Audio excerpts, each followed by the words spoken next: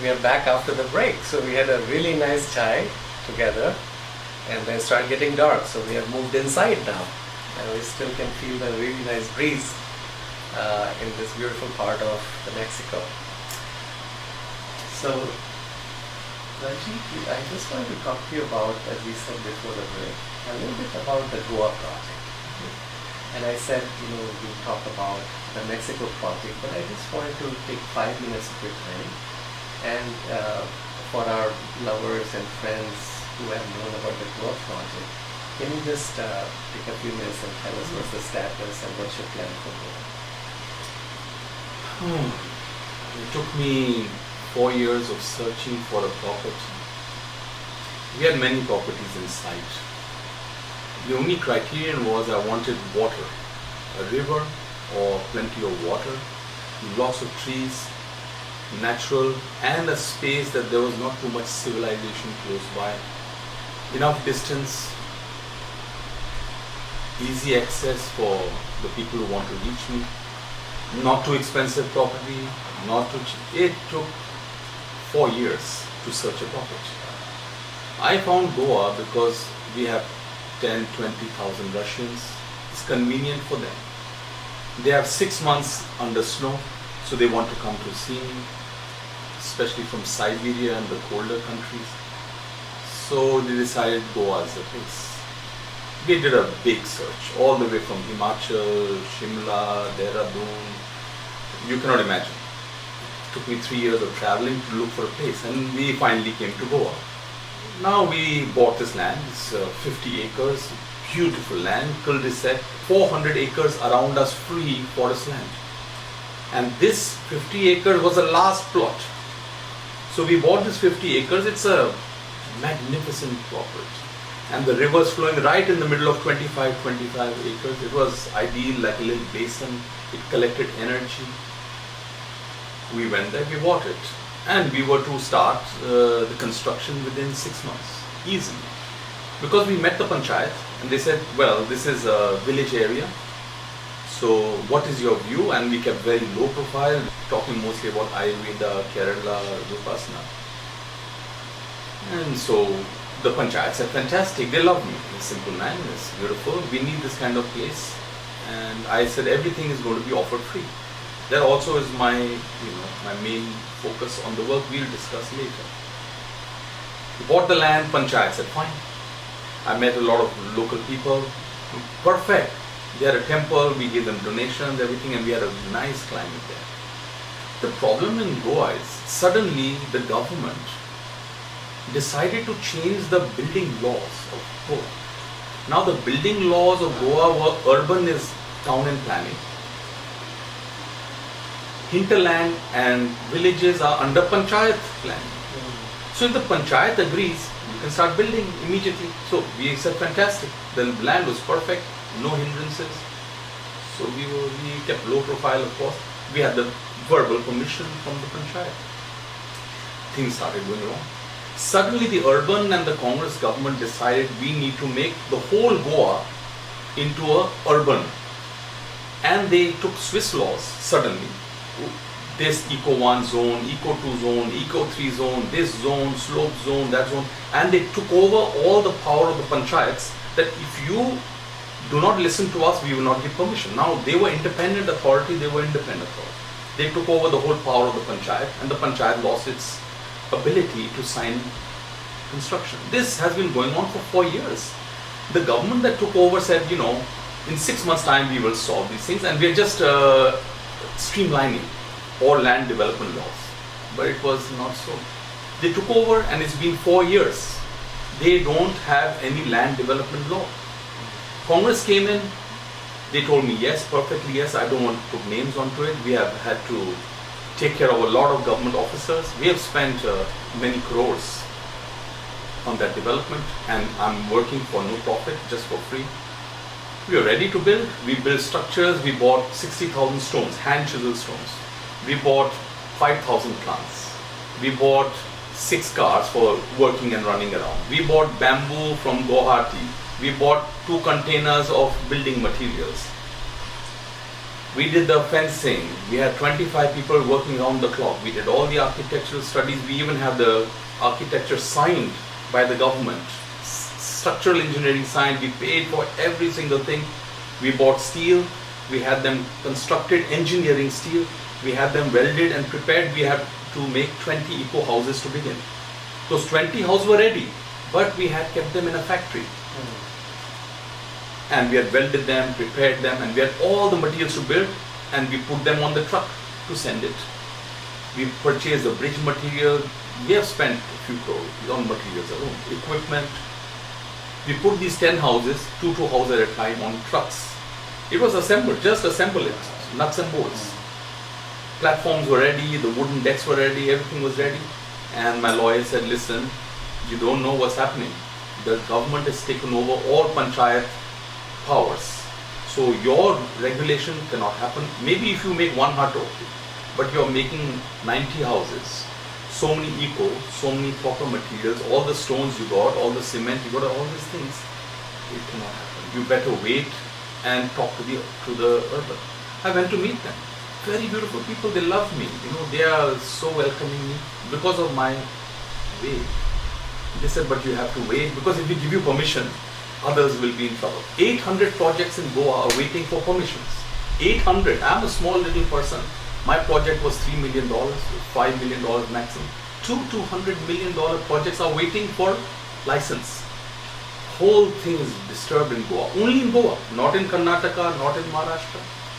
Only Goa. They've taken Swiss development laws. The amount of corruption that is set in, and no rules for development.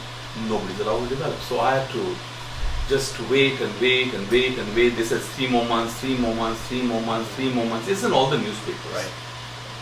Our own people started sending people to the government to avoid our project.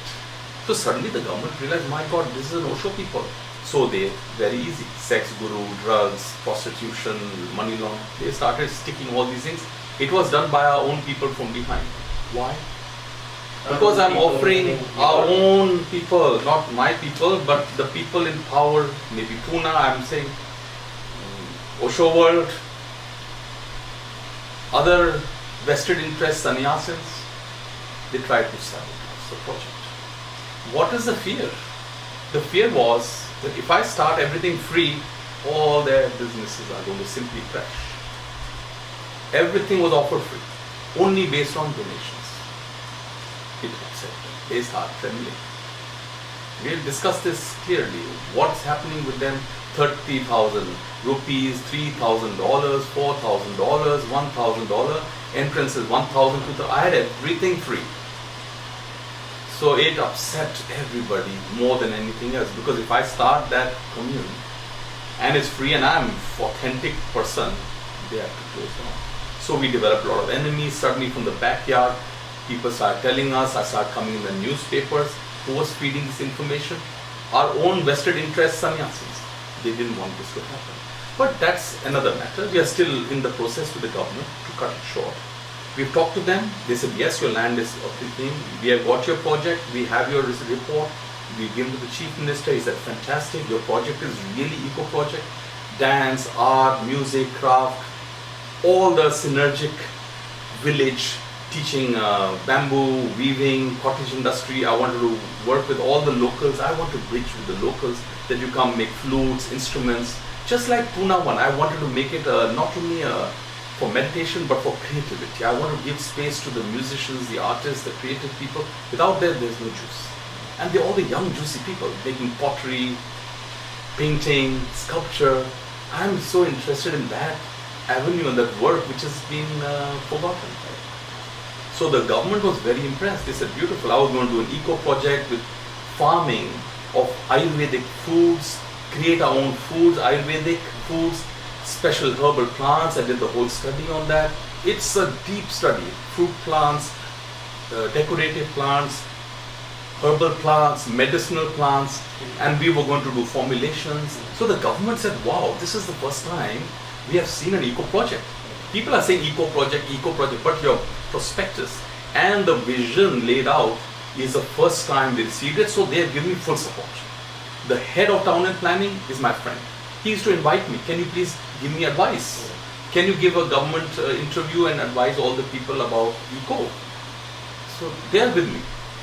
Unfortunately, that government, the Congress, lost the elections, mainly due to this fight about land laws. There was a lot of changes in land law. This is urban, this is beach area, this is non-development. So they were playing billions of dollars of games to try to take advantage of building rules. So much height, so much elevation, farming, development, orchard. You know, I have to study 200 books literally and I have no knowledge. But we worked, we did everything, we're ready. They lost the government because of infighting. The new government, the BJP, is a very beautiful man. He said, 30 days I will announce it, because we have lost 5 years of development in Goa. Goa has lost the development. Big, $200 million projects. We're talking about 200 crores, projects. Now I went there again we put inroads to the BJP government. They love me. They like the saffron. They love me. He said, yes, Swamiji, you have project has to be up, especially you're not taking a penny. Everything is free. People come to Goa, they charge thousands of dollars for rooms and they're taking money. You're not even working for money. And I told them I'm Osho disciple on a different journey. Everything will be given free. I don't want any materialism on this, and I don't want corruption. They are all with me. They said we can even protect you, no problem. But there's no land law, so I cannot do it. So we have to wait now? I don't know how long this is going to continue. The property is there. I dream to make it for people. It's not my property. I am going to donate it to the sannyas movement. The whole thing is going to be in a trust. Donate it. I have no front and no back. It's going to be free property, not buyable, not sellable. I have my own vision on how to create it. Before we came to Goa, I did a world tour. I had come to Mexico and people here also didn't want me to go back. I was offered 4 properties as donation. They said, what do you want, Swamiji?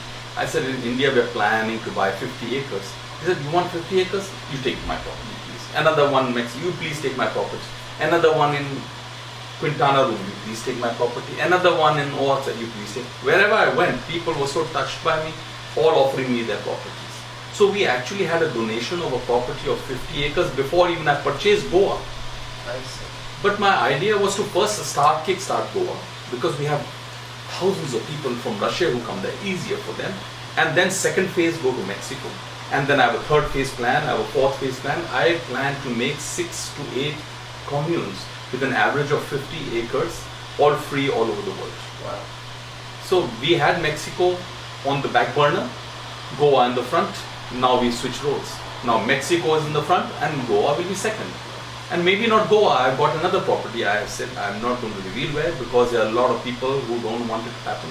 I've got 2 more properties in India. One property is 250 acres. You can drive from Pune Ashram. Another property is in South India, in a beautiful coffee plantation. Another property is in somewhere, I don't want to actually say it. No, And I've got another 5 properties lined up. I'm not taking these properties, they're going to be given to the sannyas movement. There will be a condition you cannot sell it.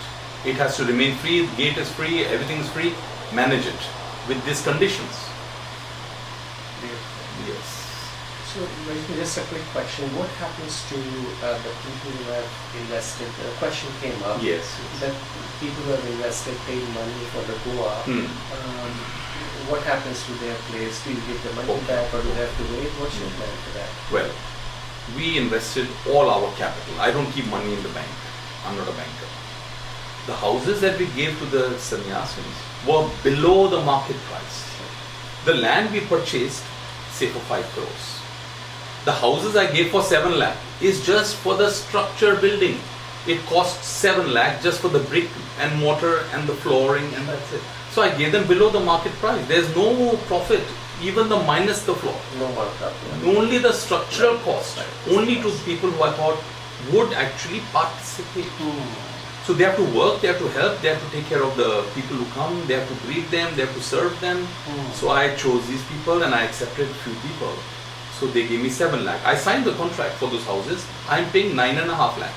I actually was losing 2 lakh per house because I wanted the best. My bathroom was made Italian bathrooms, the best fittings. I was paying 2 lakh extra than the people have accepted. And everybody never paid me. They gave deposit when we start building. So some people were helping me. But all the money has been utilized in payments to the governments, making a 3-kilometer private road. We have a 3-kilometer private road. We built half the bridge. We did the fencing. The road we purchased at, let's say, 200 rupees a meter. We purchased 3 kilometers from about 30 people, farmers. By the time we end buying it, the 150, 200 became 1,000, 2,000, 3,000. They got to know somebody's buying this road. They started blackmailing me. I still bought it. So we have invested a lot of money on the roads, cash money. So I don't have any money. So I told the people, listen, this project has stalled. It's not my fault. So those who want refund, I will give them refund. Those who have the love and the courage, I give them a house in Mexico. And my strategy is, if they have a house in Mexico, when the ashram in India is ready, they get timeshare movement. Wow. And if I have a ashram in, say, Kerala, or if I have in Maharashtra, or if I have in Thailand, they will get timeshare. Anywhere they can move and live. So I told them, I will give you this, and India will be developed 100%. And any ashram that builds, you get a free movement between ourselves, like a timeshare. So actually, I've given them a great gift and I created a concept. Very fair. So, out of the 65 residents, 70 residents I think, 48 or 50 have moved to Mexico. And I've given them at that cost the house, through my own pocket. I don't care. I promised them, I'll give them. So, 50 some have moved. 16 people said no. I had little money, I returned. Now I owe about 7 people refund. I don't have. I've told them, just wait. I'm going to find some money. I'm also investing in Mexico. Here it's a $7 million project. I cannot stop this too. So all the people who are left over, I said, please be calm, be patient. I will refund you in one lot altogether. If I refund one, the other one will say, why you refunded it? If I refund the other, why you? And I said, all together, this is the amount I owe. It's only 70 lakh. You will all get the same day. I will do my best to pay those who don't want to move to Mexico. And there's another ashram secret coming up. I'll tell them, if you want that also I can give you. But right now I am cash tight, And also in Mexico we've come in, we already spent $500,000 just doing paperwork. So we have not so much money, and I will pay them back. They will get that refund.